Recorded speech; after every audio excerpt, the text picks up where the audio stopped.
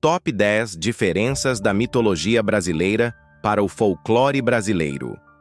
Hoje, vamos desvendar as sombras de duas das maiores tradições culturais do Brasil, a mitologia e o folclore. Ambas têm raízes profundas, mas são distintas em muitos aspectos. Enquanto o folclore nos conta histórias de criaturas que vivem entre nós, a mitologia mergulha no reino dos deuses, heróis e mistérios. A linha entre essas duas esferas pode ser tênue, mas os segredos por trás delas são poderosos e surpreendentes. Prepare-se para explorar as 10 principais diferenças entre elas e descubra os aspectos sombrios e enigmáticos que você talvez nunca tenha imaginado. 1. A origem das criaturas. Mitologia brasileira versus folclore brasileiro. Na mitologia brasileira, as criaturas surgem dos deuses, de forças cósmicas e ancestrais. São seres poderosos, muitas vezes imortais, que governam os elementos e moldam o destino do mundo. A criação da vida, a terra, os rios e o céu são explicados por mitos envolvendo entidades divinas. Já o folclore, por outro lado, é mais popular e local.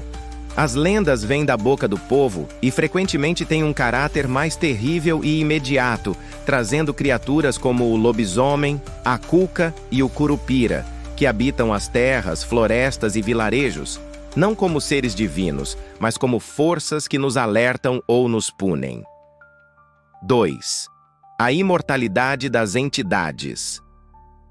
Na mitologia brasileira, deuses como Tupã, Iemanjá ou Jaci são seres imortais. Sua existência transcende o tempo, e suas histórias e feitos são passados de geração em geração, sem nunca se extinguir.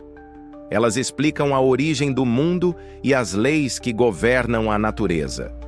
Em contraste, as figuras do folclore são muitas vezes amaldiçoadas, como o lobisomem, que, ao ser transformado, vive atormentado por uma maldição que ele não pode controlar.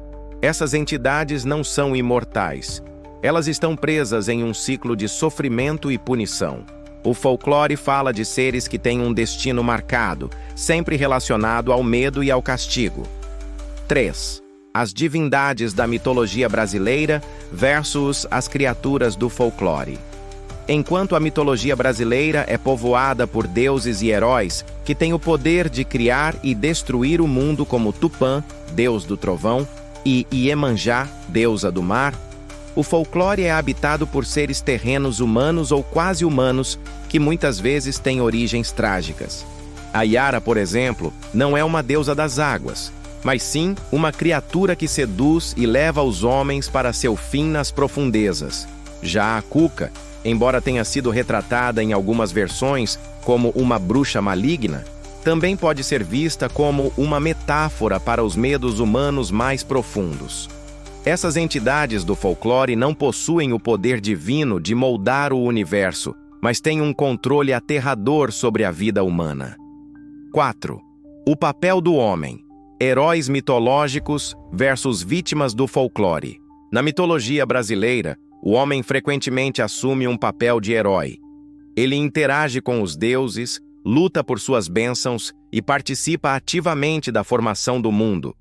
Os mitos apresentam seres humanos que enfrentam desafios cósmicos e travam batalhas contra forças superiores, como na lenda de Maíra, que desafia Tupã. No folclore, por outro lado, o homem é muito mais uma vítima. As lendas mostram pessoas comuns sendo caçadas, punidas ou enganadas por criaturas como o corpo seco ou a mula sem cabeça. O homem, no folclore, é quase sempre impotente frente a essas forças sobrenaturais, o que o coloca em uma posição de vulnerabilidade e medo. 5. O poder da natureza. Mitologia brasileira versus folclore. Na mitologia, a natureza é regida pelos deuses. O mundo natural é descrito como uma criação divina, e as forças da terra, do vento e do mar estão sob a proteção e o controle de entidades superiores. No folclore, a natureza é tanto amiga quanto inimiga. Criaturas como o curupira, que protege a floresta, ou o saci, que se esconde nas matas e causa travessuras, mostram a natureza de maneira mais ambígua. Ela é, ao mesmo tempo, um lugar de proteção e perigo. O folclore nos ensina que a natureza pode ser cruel e imprevisível, respondendo ao desrespeito do homem com punições. 6. O conceito de justiça. Mitologia versus folclore. Na mitologia, a justiça dos deuses é implacável, mas também é estruturada, buscando sempre restaurar a ordem. Os deuses do panteão brasileiro, como Tupã, muitas vezes agem para corrigir injustiças cósmicas e guiar a humanidade. O folclore, por sua vez, retrata uma justiça mais caótica e sombria. Criaturas como a mula sem cabeça, a cuca e o corpo seco punem aqueles que transgridem as normas, muitas vezes de maneira cruel e irreversível. A justiça no folclore é muitas vezes cega, sem espaço para misericórdia, mostrando que desrespeitar as leis naturais ou espirituais pode ter consequências terríveis.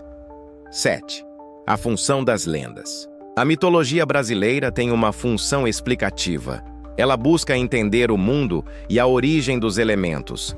Através de histórias de deuses, heróis e espíritos, a mitologia responde perguntas fundamentais sobre a existência, o nascimento e a morte. O folclore, por outro lado, é mais cauteloso. As suas lendas servem para educar, mas também para alertar sobre os perigos imediatos do mundo.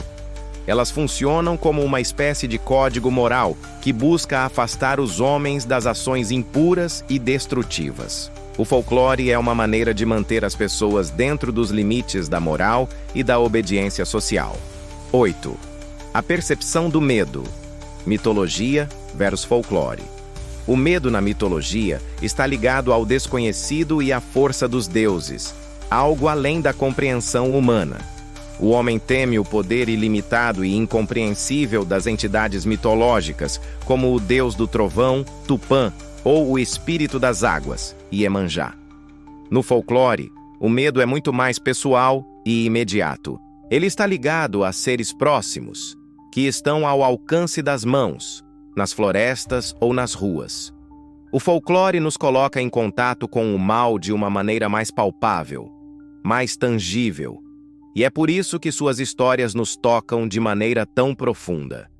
O medo no folclore é mais real, mais visceral. 9. O tempo e a eternidade. Mitologia brasileira versus folclore brasileiro. A mitologia brasileira lida com o eterno. As divindades não envelhecem, suas histórias são atemporais e seus feitos atravessam séculos. O homem é apenas um espectador, diante de forças imortais e imutáveis. No folclore, as entidades são muitas vezes temporais, amaldiçoadas a viver um ciclo de vida e morte, ou um destino inevitável. O folclore lida com o passageiro, o efêmero, e a maneira como nossas ações podem nos prender a ciclos de dor, vingança ou arrependimento. O tempo no folclore é limitado e implacável. 10. A influência da oralidade. Mitologia brasileira versus folclore brasileiro.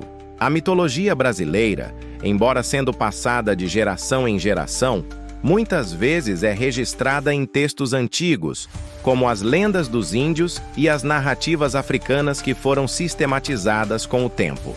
O folclore, por sua vez, é a expressão viva da oralidade. Ele se adapta e muda conforme as pessoas contam e recontam as histórias.